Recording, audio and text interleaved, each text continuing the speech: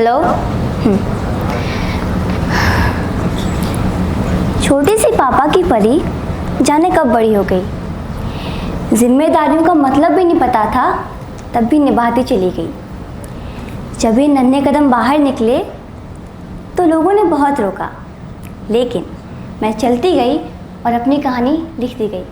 नमस्ते, मैं हूँ भूमिका तिवारी, एक साधारण सी लड़की जिसे सपने देखने की आदत बचपन से थी। आज इस मंच के माध्यम से मैं आपको अपनी कहानी सुनाना चाहती हूँ। मैं उत्तर प्रदेश के एक बहुत ही छोटे से गांव बहवा से हूँ। मेरे परिवार में मेरे पापा जो एक किसान हैं और मेरी मम्मी जो हाउसवाइफ हैं और मेरे दो छोटे नटखट प्यारे से भाई भी हैं। मुझे याद है जब मेरे दूसरे भाई का जन्म हुआ तो घर में खुशियाँ दुगनी हो गईं। और अब तो मेरे दो लला भी थी। लला मतलब होता है गांव में छोटे भाई को कहते हैं। और अब मेरे मम्मी पापा को कोई ताने भी नहीं मार रहा होता है। और लेट मी टेल यू, जब मेरा जन्म हुआ था तो मेरे मम्मी पापा को ताने सुनने पड़ रहे थे। और पता उसकी एक ही वजह थी, क्योंकि मैं एक लड़की थी। और यकीन मानिए, हम आज भी एक ऐसे समाज में जी रहे हैं जहाँ पे लड़की का पैदा होना एक अभिशाप समझते हैं। आप तो जानते हैं, जब बच्चे 5-6 साल के होते हैं तो पढ़ाई लिखाई खेल कूद कर रहे होते हैं। लेकिन उस समय मेरी ज़िंदगी एक अलग ही परीक्षा ले रही थी। जैसे कि मैंने आपको बताया, मेरे जब भाई का जन्म हुआ तो खुशियाँ दुगनी हो गईं। लेकिन उसके साथ साथ मेरी मम्मी कुपोषण का शिकार हो गई और वो बेड पे आ गई। गरीबी इतनी ज़्यादा थी कि 2 वक्त की रोटी भी जुटा पाना मुश्किल हो गया था। मेरा स्कूल जाना बंद हो गया था। सारा दिन घर पे भाइयों को संभालने में, खाने पकाने में, झाड़ू बर्तन, बस यही थी ज़िंदगी। मैं भूल ही गई थी कि मैं भी तो एक बच्ची हूँ। लेकिन इन सब चीज़ों से ना मुझे ज़्यादा फ़र्क नहीं पड़ा, क्योंकि मेरे जो आस पड़ोस की लड़कियाँ थी ना, वो भी यही कर रही थी। खाना बनाना, बर्तन धुलना, बस यही थी उनकी ज़िंदगी। लेकिन इन सारी कठिनाइयों के बीच एक चीज़ थी जो मुझे बहुत सुकून देती थी, और वो था मेरा डांस। मैं हर शाम को सारा काम ख़त्म करके छत पे चली जाती थी, और मेरे पड़ोस में भैया थे जो शाम को गाने बजाते थे। मैं किसी भी गाने पे बस थिरकती रहती थी, और मैं तब तक नाचती थी जब तक मैं थक के गिर ना जाऊँ। मुझे नहीं पता था कैसे, लेकिन मुझे भी एक दिन तारों की तरह चमकना था। 5 जनवरी 2021 की बात है, जब मेरे गांव में एक फरिश्ता आया, मेरे कज़न ब्रदर की बिजनेस पार्टनर हिमानी मैम। इत्तेफाक से मैं उस दिन अपने घर के बाहर बर्तन धुल रही थी और साथ में डांस कर रही थी। उन्होंने मुझे नोटिस किया, मेरे पास आई और फिर मुझसे कहा कि अरे वाह, तुम तो बहुत अच्छा डांस करती हो, बड़े होकर क्या बनना है। मैंने थोड़ा सा सोचा, फिर कहा अपने गांव की भाषा में, हम बड़े होकर बहुत बड़े डांसर बने हैं। थोड़ी सी मुस्कुराई हो। फिर उन्होंने पूछा कि तुम हमारे साथ हैदराबाद चलोगी, हम तो वहाँ पे पढ़ाएंगे लिखाएंगे, डांस भी सिखाएंगे। यकीन माने, मुझे लगा मजाक कर रही हैं। मैंने हाँ भी कर दी।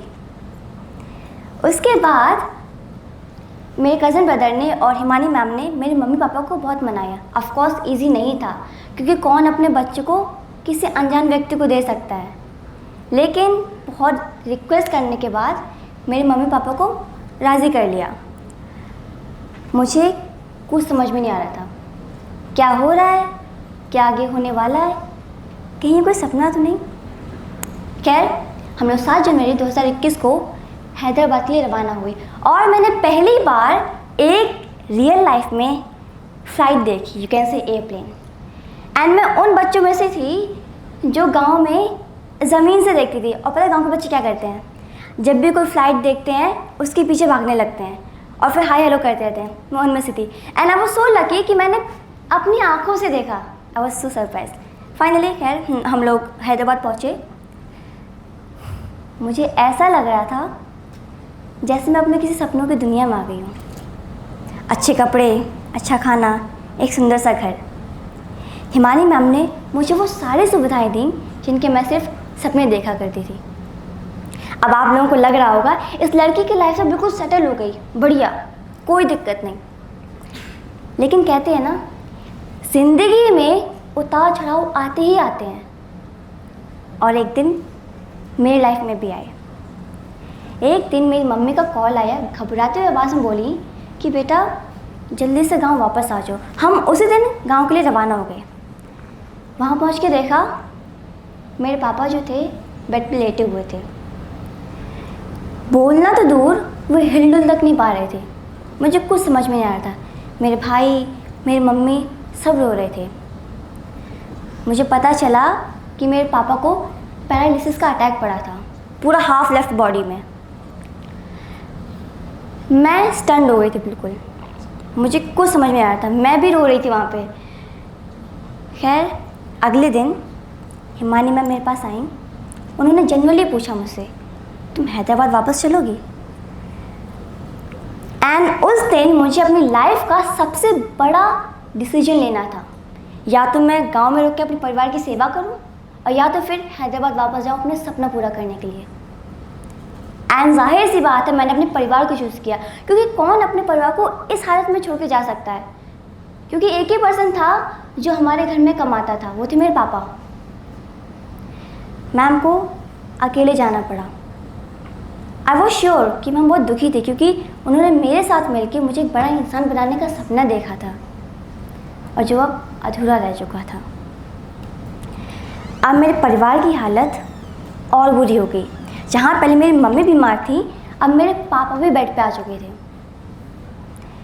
मैं पड़ोस से मांग के खाना खाती थी, कैन यू बिलीव? पड़ोस से मांग के खाना खाती थी। एंड मुझे फिर से ताने सुनने पड़े कि अगर पहला बच्चा लड़का हो जाता तो कम से कम 4 पैसे कमा तो लेता कोई काम करके। उस समय मैं सिर्फ और सिर्फ 8 साल की थी।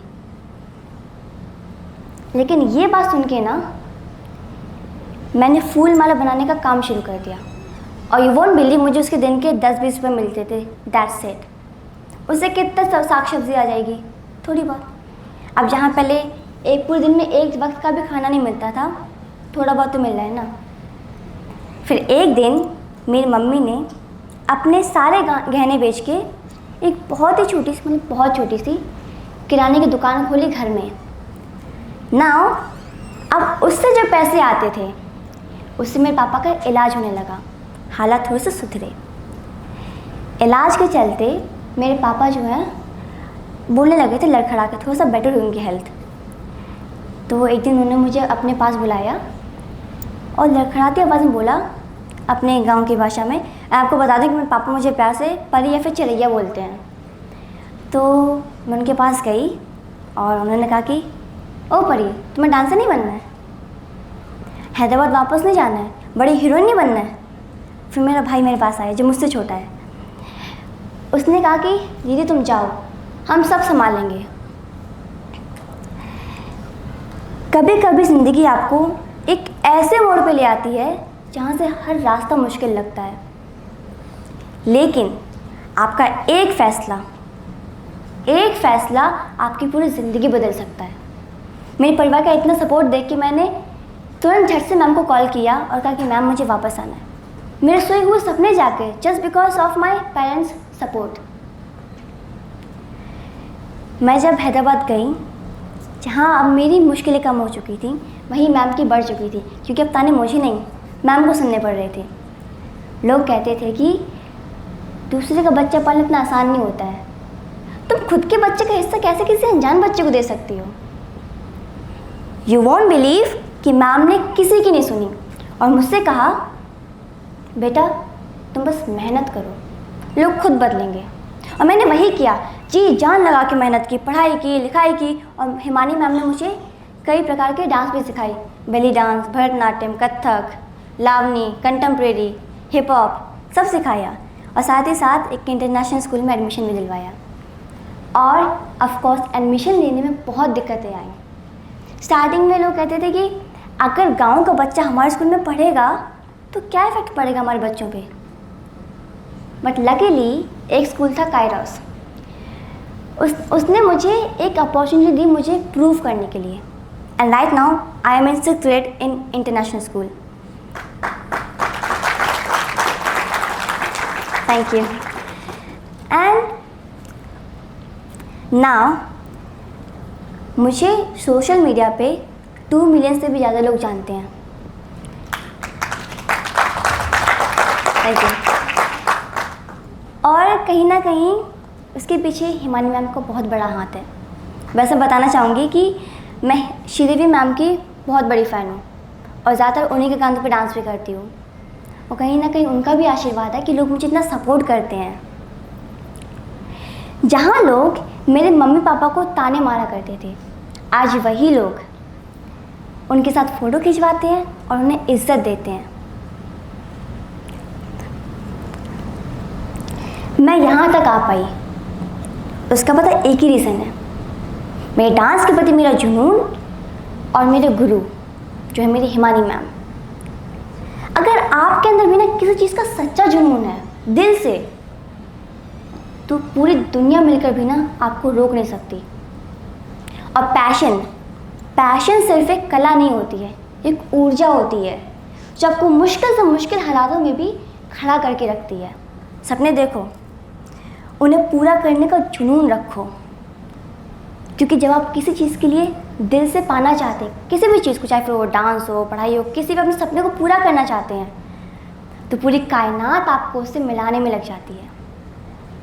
और पता है, जब आप अपने लिए लड़ते हैं तब दूसरों की उम्मीद बन जाते हैं।